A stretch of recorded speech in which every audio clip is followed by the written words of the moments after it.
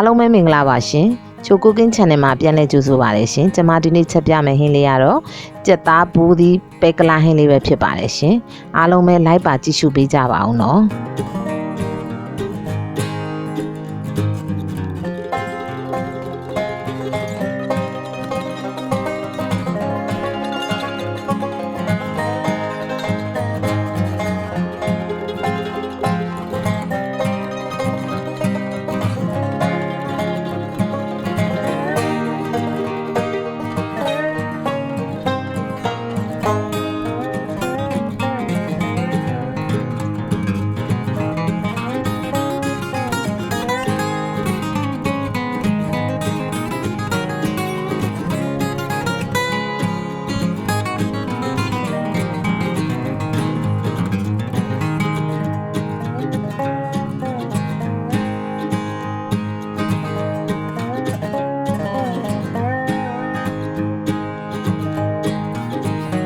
အရင်ဦးဆုံးအိုးပူလာပြီဆိုရင်တော့ကျမတို့စီးထည့်ပါမယ်ရှင်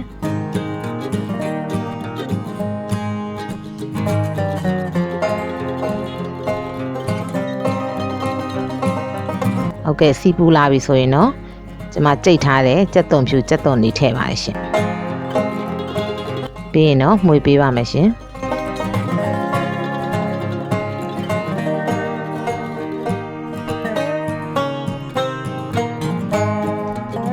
ပြီးသွားရင်တော့ကျွန်မစနွင်းထည့်ပါမယ်ရှင်ဟုတ်ကဲ့စနွင်းလေးနဲ့ကြက်သွန်ပြိုပေါ့နော်အရောင်လေးရဲလာအောင်မှွေပေးရပါမယ်ရှင်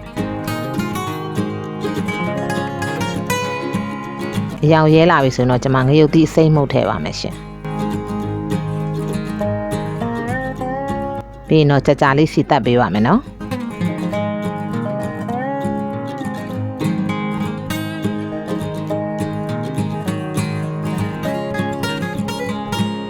ပြီးရင်တော့ကျွန်မအရသာနေထားတဲ့ကြက်သားတွေထည့်ပါရှင်ပြီးရင်တော့သေချာလေးကြက်သားကိုလုံးပေးပါမယ်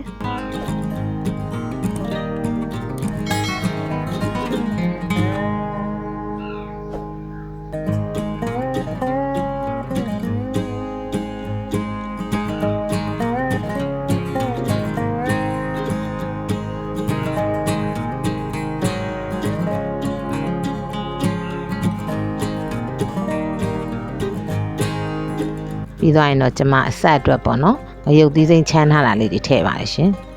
ပြီးရင်ကြက်သားကိုကျွန်မအသေးချာလေးကြာလေးလုံးပေးပါတယ်ရှင်ပြီးရင်တော့ကျွန်မ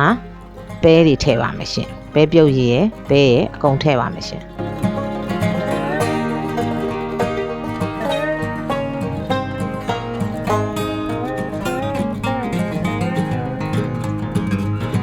ပြီးရင်ကြက်သွန်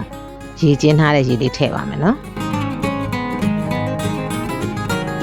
ပြီးရင်တော့ကျွန်မအဖုံးအုပ်ပြီးတည်ပါမယ်ရှင်တော်တော်လေးကြာလို့ပွက်လာပြီဆိုရင်တော့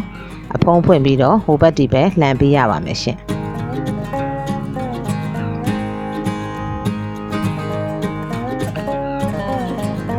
ပြီးရင်တော့ကျွန်မဘူးသီးထည့်ပါမယ်ရှင်ဘူးသီးကိုအရင်ဆုံးမထည့်ပါဘူးနော်တအားပျော်သွားမှဆိုတဲ့အတွက်နည်းနည်းလေးကြက်သားလေးနည်းနည်းလေးနူးလောက်မှကျွန်မထည့်ပါတယ်ရှင်ပြီးရင်တော့ဘူးသီးနဲ့ကြက်သားနဲ့ကိုသေချာဟိုဘက်ဒီဘက်နှံ့အောင်မှွေပေးရပါမယ်ရှင်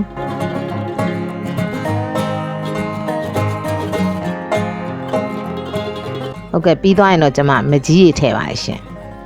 အချင်အတွက်ပေါ့နော်မကြီးရည်လေးထည့်ချက်ပါမယ်ရှင်ပဲကလိုင်းဆိုတော့မကြီးရည်လေးရယ်မဆလာရည်လေးရယ်ဆိုရင်တော့မှွေးပြီးတော့ပေါ့နော်တော်တော်လေးစားကောင်းပါတယ်ရှင်အချင်လေးထည့်တော့ပြီးရင်တော့ကျွန်မအဖုံးအုပ်ပြီးတည်ပါမယ်ပြီးရင်တော့ကျွန်မအဖုံးလေးပြန်ဖွင့်ပြီးတော့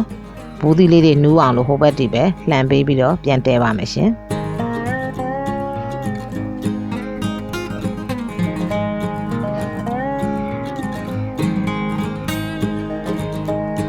အရသာအတွက်စားထည့်ပါမယ်ရှင်အချိုမှုတ်ထည့်ပါမယ်ရှင်ငပြိုင်မထည့်ပါဘူးเนาะဘာလို့အချင်းတက်လေးစူးအောင်ပေါ့ကျွန်မစားထည့်ချက်ပါတယ်ရှင်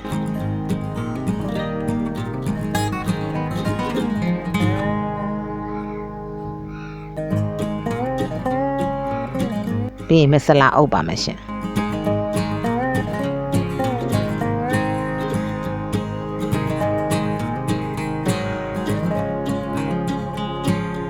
ဒီဟင်းလေးကထမင်းစားမိန်ပါတယ်နော်အရေးတောက်ကလေးလည်းဖြစ်တယ်အရေးလေးလည်းစမ်းစားလို့ရတယ်